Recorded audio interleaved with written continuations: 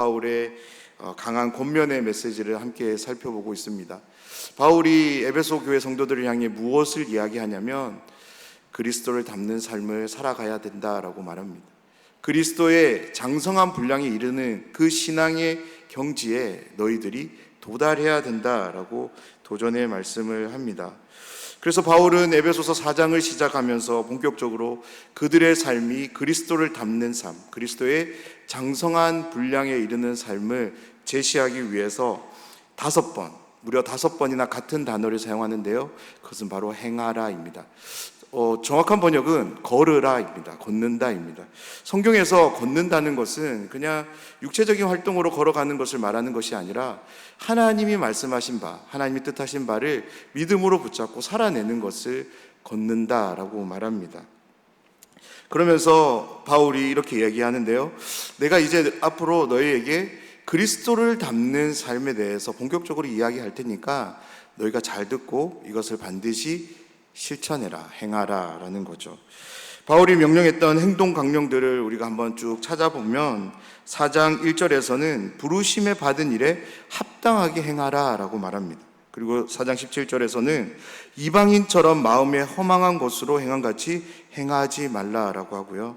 5장 2절에서는 사랑 안에서 행하라 라고 합니다. 그리고 5장 8절에서는 빛의 자녀들처럼 행하라 하고, 그리고 마지막으로 오늘 본문의 첫 구절인 5장 15절에서는 자세히 주의해서 행하라 라고 말씀합니다. 이러한 명령들을 통해 요구되는 행동들을 우리가 또한 말씀에서 찾아보면 모든 겸손과 온유함을 가지고 오래 참고 사랑 안에서 행동하며 거짓말하지 말고 참된 것을 말하라 라고 합니다. 더러운 말이 아니 늘 덕을 세우는 선한 말을 하라고 하고요. 사람들을 늘 친절로 대하고 불쌍히 여길 줄 알며 서로를 용납하라 라고 권면합니다.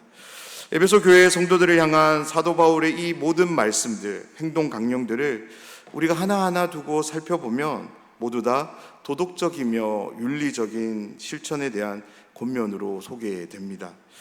그런데 바울은 그들을 향해 단 한 번도 도덕적인 사람이 되어야 된다라고, 윤리적으로 흠 없는 그런 사람이 될 것을 말씀하지 않았음을 우리는 기억해야 합니다.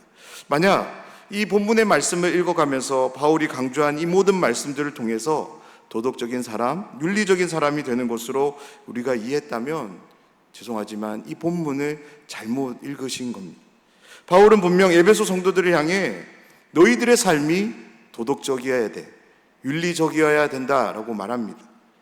그런데 바울은 에베소 교회 성도들에게 도덕적으로 윤리적으로 합당한 사람이 되라고, 그런 삶을 위해서 너희가 최선을 다해라고 말씀하지 않습니다. 대신 어떻게 말하냐면 너희 안에 성령 하나님께서 함께 하신다라고 말합니다. 너희는 옛사람이 아니라 새 사람을 입은 자가 되었다라고, 그리고 너희는 빛의 자녀가 되었다라고 말씀합니다. 사랑하는 여러분, 도덕과 윤리라는 것이 어떻게 이 세상에 존재하게 되었을까요? 대부분의 학자들이 이 질문에 대한 답을 하지 못합니다. 그들이 대답을 못하는 이유, 정확하게 말하면 안 하는 이유인데요.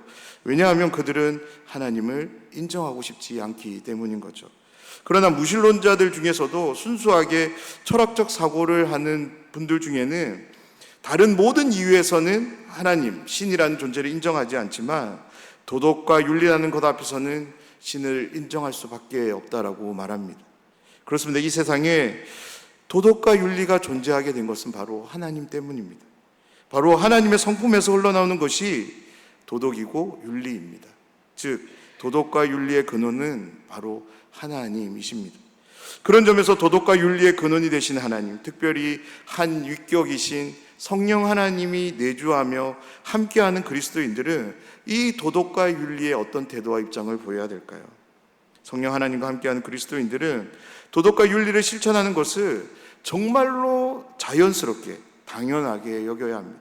아니, 도덕과 윤리를 구현하는 것이 우리의 사명으로 여길 줄 알아야 합니다. 만약 우리 스스로가 그리스도인이라고 말함에도 불구하고 우리 안에 성령 하나님께서 함께 하심을 믿고 고백하며 살아감에도 불구하고 우리의 삶 속에서 도덕이 실천되지 않는다면, 윤리가 드러나지 않는다면 상황에 따라 가볍게 여겨지고 외면당하고 있고, 그렇다면 우리는 우리의 이 모습에 대해서 이상히 여겨야 됩니다. 왜 그럴까요? 도덕과 윤리의 근원 되시는 성령 하나님께서 내 안에 함께하고 계시기 때문입니다. 그래서 바울은 바로 앞장에서 4장에서 도덕적으로 윤리적으로 행하지 않는 삶에 대해서 강력하게 말한 것이죠. 너희가 그리스도를 그같이 배우지 않았다라고. 그것은 옛사람의 삶이라고 말하며 그들에게 이와 같은 삶에서 돌아설 것을, 벗어버릴 것을 말씀했습니다. 그리고 즉각적으로 그리스도로부터 배운 참된 지식을 붙잡고 옛사람이 아닌 새 사람을 입으라고 명령했습니다. 사랑하는 여러분, 그리스도를 닮는 삶은 뭔가 초월적인 삶이 되는 것이 아닙니다. 우리가 실천할 수 있는 도덕, 그리고 윤리에 입각된 삶입니다. 거짓말하지 않는 삶이고요, 남의 것을 탐하고 도둑질하지 않는 삶입니다. 선한 말을 하는 삶이고요, 친절을 베푸는 삶입니다. 불쌍한 영혼을 보면 불쌍히 여길 줄 아는 삶이 바로 그리스도를 닮는 삶입니다. 누군가의 거짓말하는 것이 아무렇지도 않으십니까? 나의 것을 더 채우기 위해서 다른 사람이 가진 것을 빼앗는 것이 너무나도 자연스러우신가요? 선한 말을 하는 것보다 남을 깎아내리는 말이 내 입에서 더 쉽게 나오고 있습니까?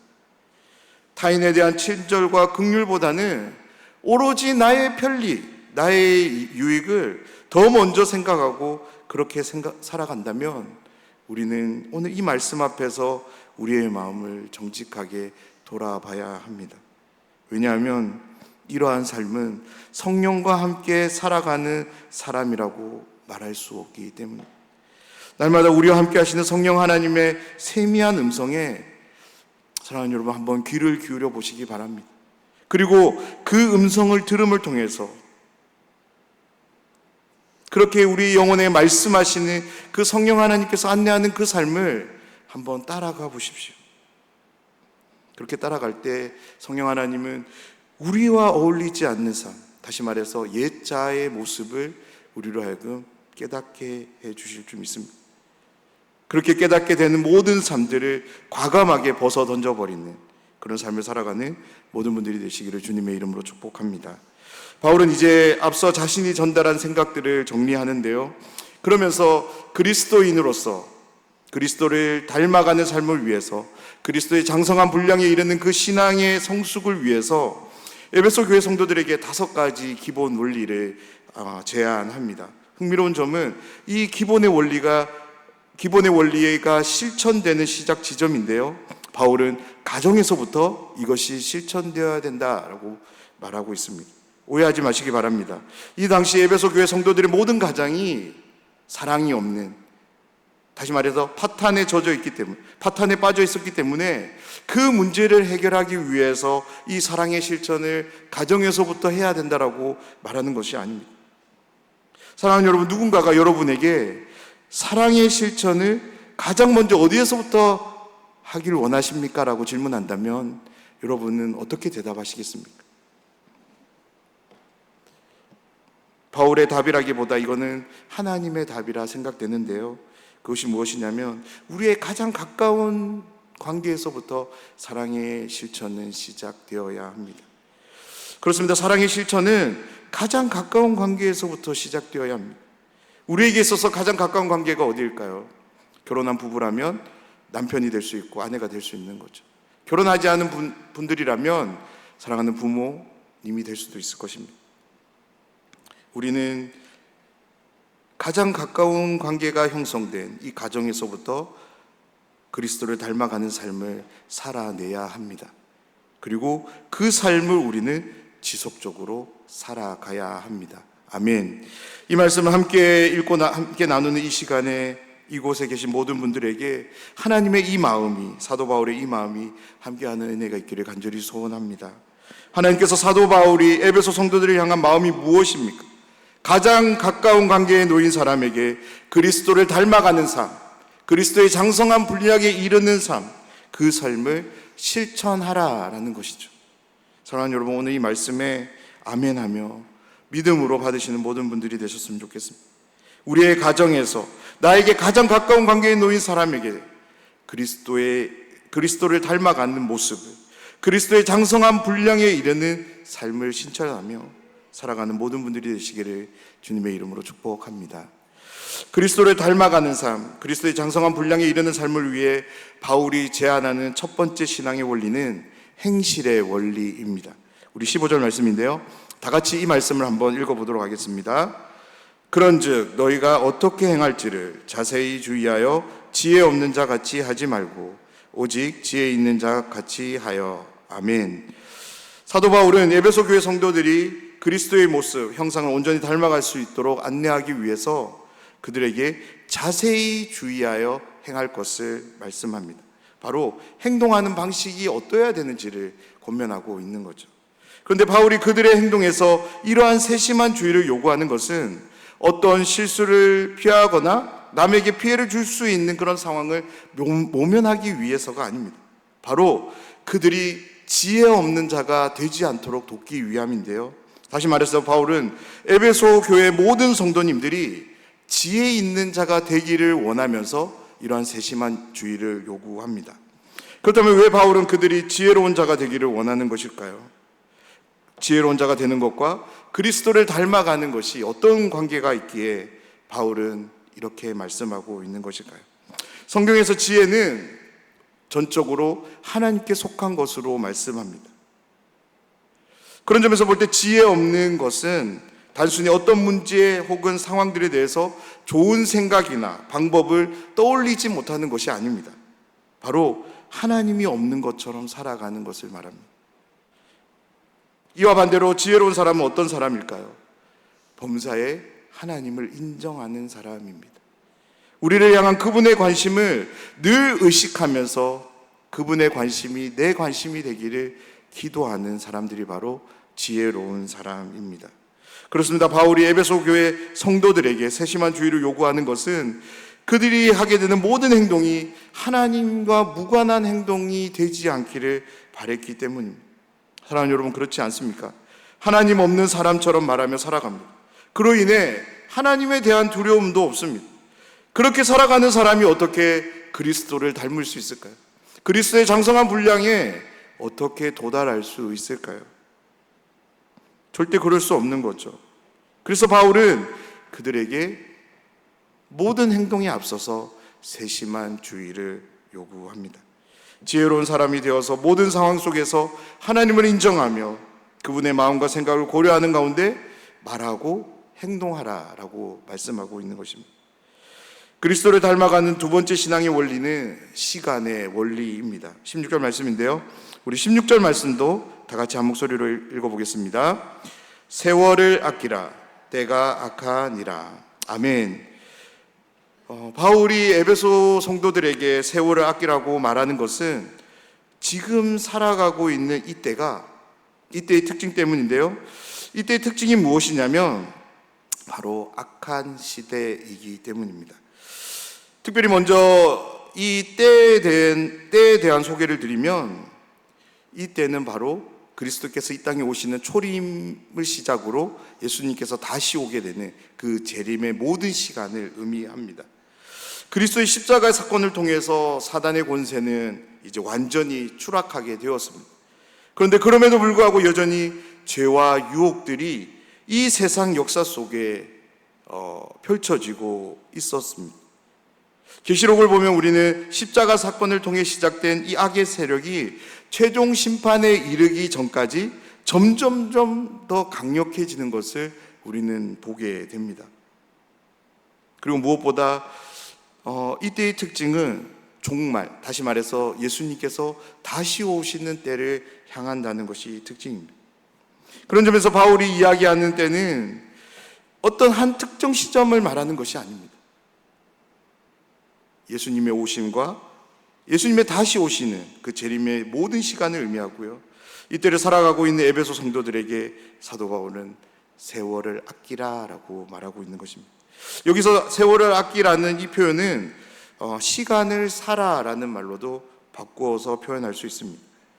사도 바울이 에베소 교회 성도들에게 시간을 사는 것, 다시 말해서 시간을 소유하고 있는 어떤 존재로부터 대가를 지불해서 시간이 에베소 교회 성도들의 것이 되도록 말하는 이유는 다름 아닌 이 세상 역사 속에 만행되고 있는 죄악들, 유혹들 가운데서 하나님의 선하심을 흘려보내도록 하기 위해서인 것입니다. 다시 말해서 우리가 시간을 사지 않는다면 이 세상 역사는 악한 대로 흘러갈 것이기 때문입니다. 그래서 사도 바울은 에베소 교회 성도들에게 시간을 사라고 합니다. 그 소유된 그 시간 속에 하나님의 선하심을 흘려보내라고 말하고 있는 것입니다. 그렇습니다. 바울의 에베소 교회 성도들에게 세상에 난무하고 있는 죄악과 유혹들에 대해서 새로운 입장을 제시하고 있는 거죠. 그리스도께서 다시 오실 때까지 어떤 안전한 장소에 들어가서 숨어 지내라고 말하지 않는 것입니다. 어떻게 말합니까? 시간을 사라고 합니다. 그리고 그 시간을 통해 하나님의 선하심으로 세상의 죄악들과 그런 유혹들에 맞서 싸우라라고 말하고 있는 것입니다. 사랑하는 여러분, 그리스도께서 이 땅에서 어떤 삶을 사셨습니까? 하나님의 선하심을 자신을 따르는 모든 사람들이 맛보아 알 수 있도록 예수님은 가는 곳곳마다 하나님의 선하심을 흘려보내는 삶을 사셨습니다. 사랑하는 여러분, 그리스도를 닮는 삶은 바로 이와 같은 삶을 사는 것입니다. 그렇다면 그리스도를 닮기 위해서 우리는 무엇을 해야 될까요? 시간을 사야 되는 거죠. 그리고 사게 된 그 시간 속에 하나님의 사랑을, 하나님의 자비를, 하나님의 선하심을 계속적으로 흘려보내야 될 것입니다. 그리스도가 이 땅에서 보여주신 것처럼 동일한 삶을 우리도 살아가야 되는 것입니다. 세 번째 신앙의 원리는 결정의 원리인데요. 17절 말씀입니다. 그러므로 어리석은 자가 되지 말고 오직 주의 뜻이 무엇인가 이해하라. 아멘. 바울은 에베소 교회 성도들을 향해 어리석은 자가 되지 말라라고 권면합니다. 이 세 번째 원리는 두 번째 원리와 아주 긴밀한 연관성을 가집니다. 우리가 무언가를 살 때 그 사게 되는 분명한 이유와 목적이 있습니다. 만약 구입해야 되는 명분이 있습니다. 분명한 명분이 있습니다. 그런데 그럼에도 불구하고 구입하지 않는 사람은 어리석은 사람이 되는 거죠. 그렇습니다. 그리스도를 닮아가는 사람은 그리스도를 닮아가야지 다른 것을 닮아가서는 안 됩니다. 만약 그리스도가 아닌 다른 무언가를 닮았음에도 불구하고 그리스도를 닮은 것으로 여기고 살아간다면, 만약 우리가 그런 사람을 보게 된다면 우리는 그 사람을 향해 어떤 말을 하게 될까요? 사랑하는 여러분, 우리는 언제 그리스도를 온전히 닮아갈 수 있을까요? 바로 주님의 뜻이 무엇인지를 이해할 때입니다. 우리의 삶 속에서 어떤 행동들이 잘 되지 않는 이유가 무엇 때문입니까? 내가 왜 이 행동을 해야 되는지에 대한 이해가 없기 때문인 거죠. 만약에 우리 안에 어떤 이해가 생긴다면 그 즉시로 우리는 이 행동을 어떻게 할 건지, 무엇을 위해 할 건지 바로 옮기게 될 것입니다.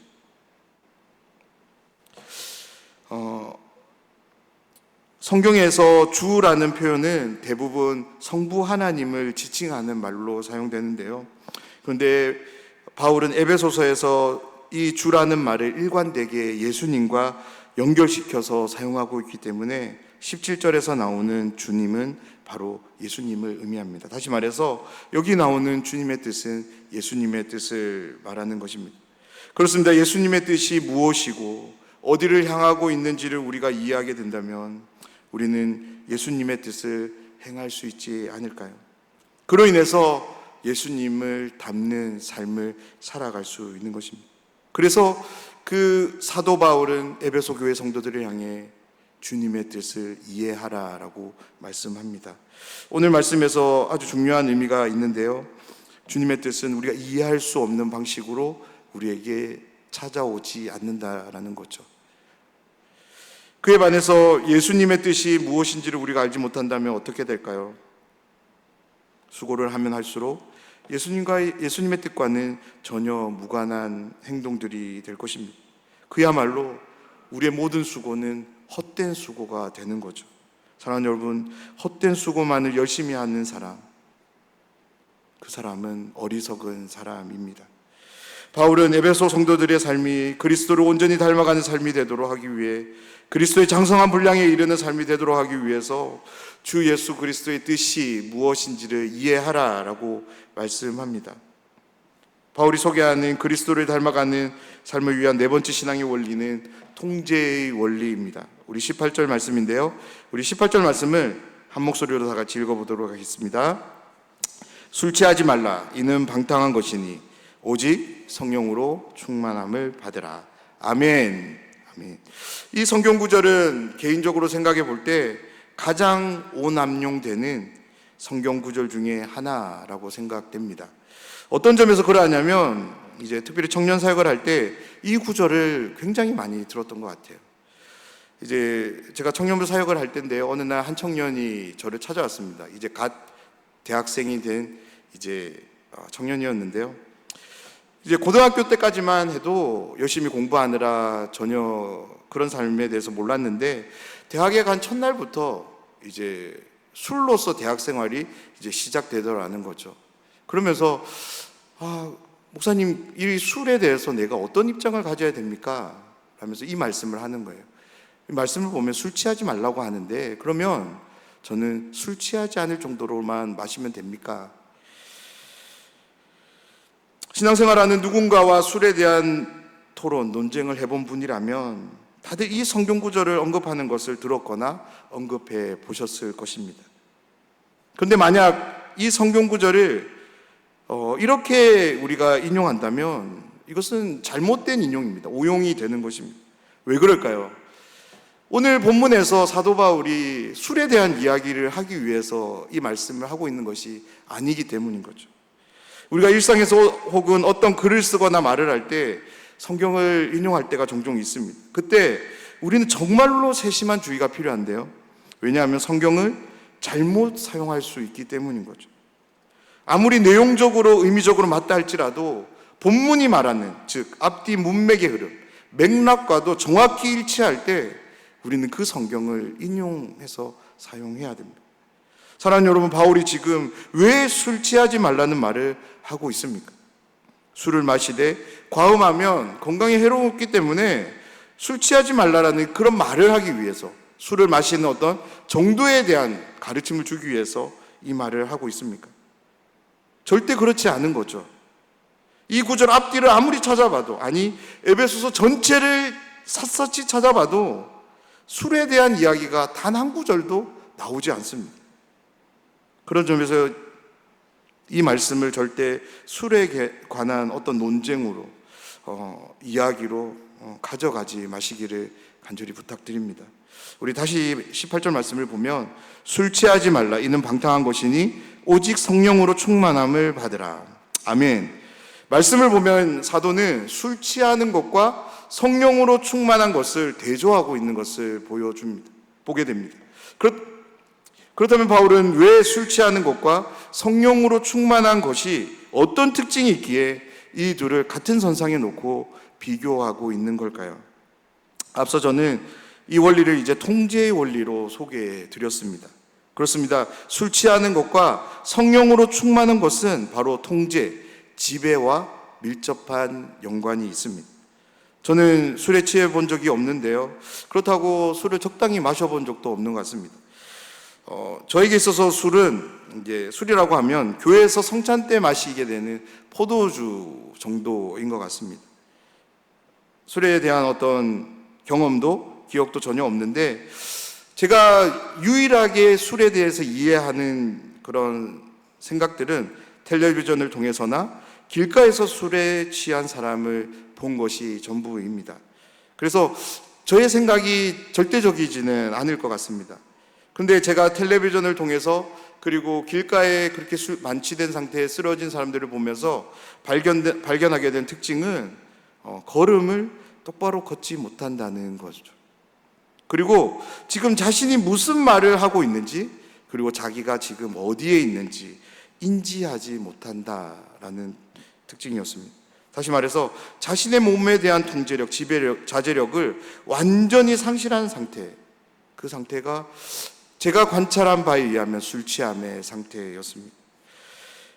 그리스도를 닮아가기 위해서 바울은 세심한 주의가 필요하다라고 말했습니다. 선으로 악과 맞서 싸우기 위해 시간을 살 것 또한 말했습니다. 그리고 예수님의 뜻이 무엇인지 이해하라라고도 말했습니다. 사랑하는 여러분, 술에 취해 자신에 대한 통제력을, 자제력을 완전히 상실한 사람이 어떻게 자신의 모든 행동들에 대해서 세심한 주의를 기울일 수 있을까요? 비틀거리는 사람이 어떻게 선으로 악을 맞서 싸울 수 있을까요? 자신의 뜻도 파악하지 못하는 그런 인사불성된 사람이 어떻게 예수님의 뜻을 헤아리기 위해 자신의 삶을, 시간을 드릴 수 있을까요? 그렇습니다. 술 취함을 통해 자신에 대한 통제력을 완전히 빼앗긴 사람은 절대 그리스도를 닮아갈 수 없습니다. 그에 반해 성령으로 충만한 사람은 어떨까요? 우리가 요한복음 16장에 보면 예수님께서 친절하게 성령께서 이 땅에 오셔서 하실 일들에 대해서 제자들에게 자세히 소개해 주는 말씀이 있습니다. 오늘 돌아가셔가지고 요한복음 16장을 한번 꼭 읽어보시기를 부탁드립니다. 몇몇 이제 특징들을 제가 한번 소개해 보면, 성령이 오시면 제자들을 진리 가운데 인도할 것이다 라고 말합니다. 예수님의 말씀을 가르치고 장래의 일을 알게 할 것이라고 하고요, 무엇보다 성령은 자신을 드러내지 않고 예수님을 드러낼 것이다 라고 말합니다. 다름 아닌 예수님께서 그리스도임을 증거하는 그 역할을 할 것이라고 말씀합니다. 그리스도를 닮아가는 삶을 위해 어떤 삶이 필요할까요? 성령으로 충만한 삶인 거죠. 성령으로 충만한 삶보다 다른 그 어떤 것도 그리스도를 닮아감에 있어 영향을 끼치는 것은 없을 것입니다. 오직 우리가 성령으로 충만할 때, 다시 말해서 우리가 오로지 성령으로만 가득 채워지게 되었을 때 성령께서 우리의 삶을 통제하시게 되는 거죠. 술 취함에 의한 통제가 우리의 삶을, 길거리를 배회하고 넘어지는 삶으로 안내한다면, 성령으로 충만한 통제는 우리의 삶을 그리스도의 진리 가운데 인도하며 끊임없이 우리로 하여금 그리스도를 향하는 그런 삶으로 나아가도록 하게 될 것입니다. 그런데 에베소 교회 성도들을 비롯하여 우리 모두가 성령으로 충만해야 될 더 중요한 이유가 있습니다.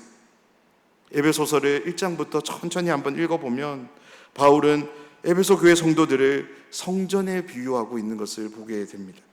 그렇습니다. 예수님을 주와 그리스도로 영접한 모든 그리스도인들은 예수님이 그러했듯이 모두가 성전이 됩니다.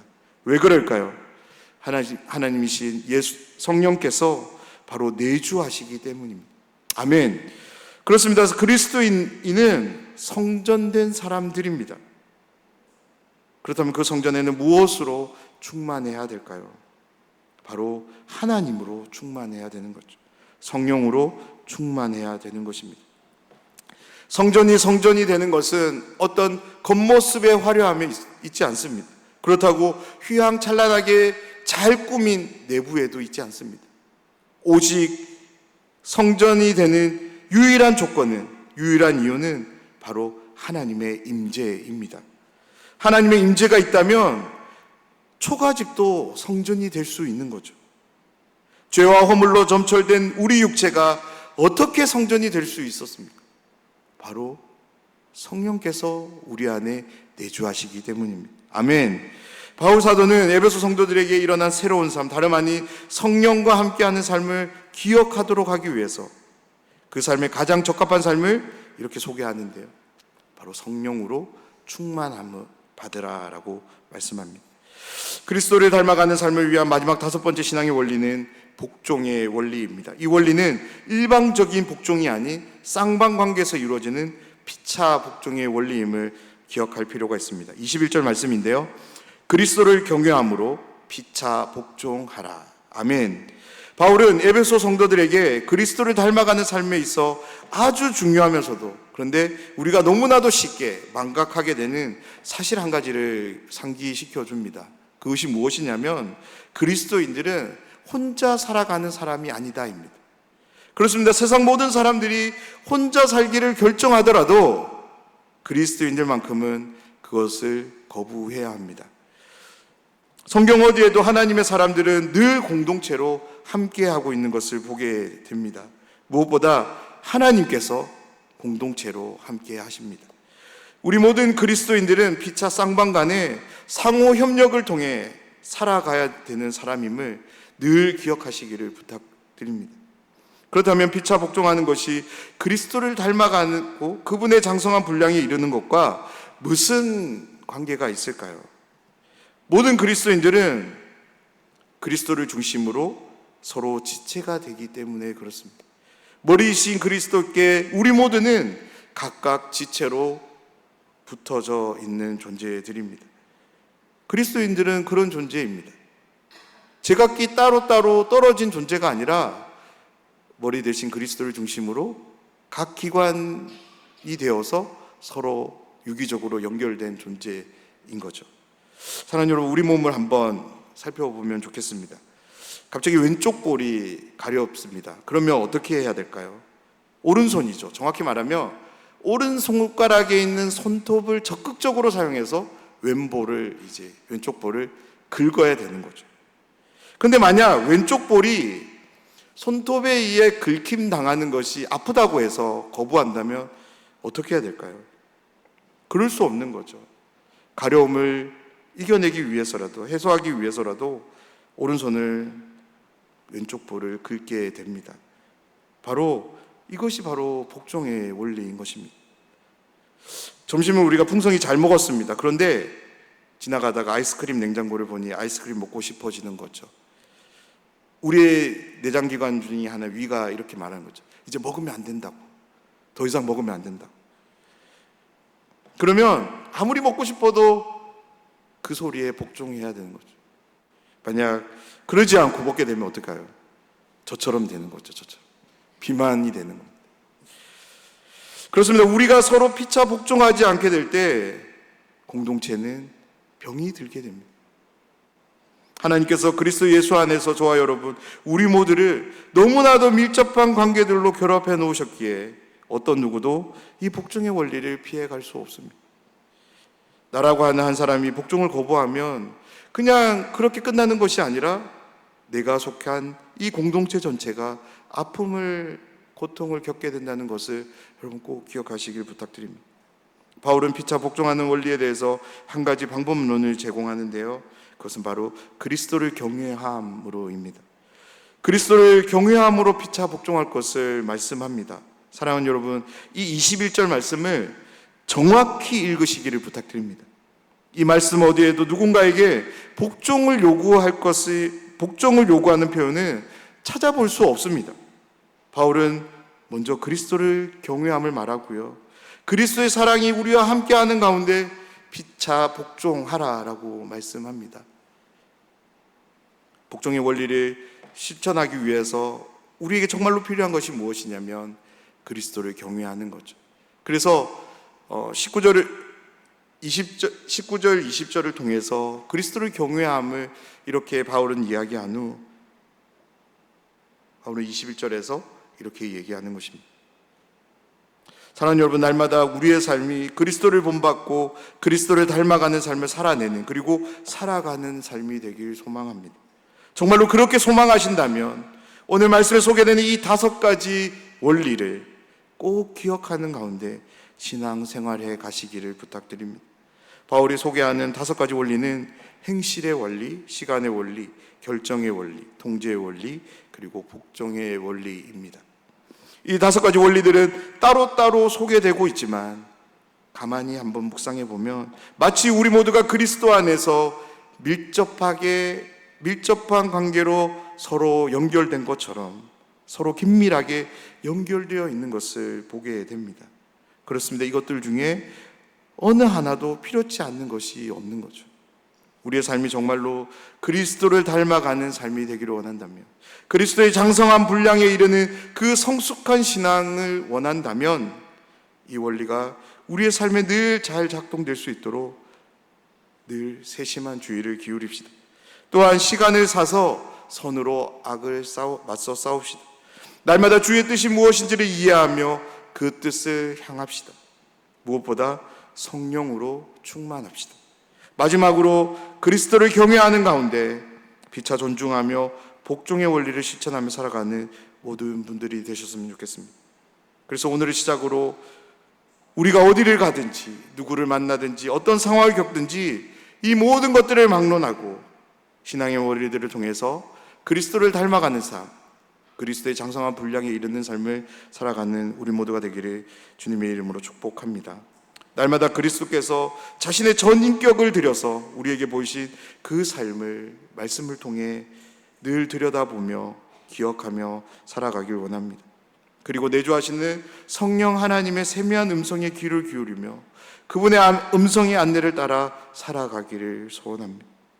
그때 우리 모두는 한 가지 놀라운 것을 경험하게 될 건데요, 바로 그리스도의 삶이 지금 내 삶 가운데 역사되고 있는 것을 우리는 경험하게 될 것입니다. 그런데 이 놀라운 일은 여기서 끝나지 않습니다.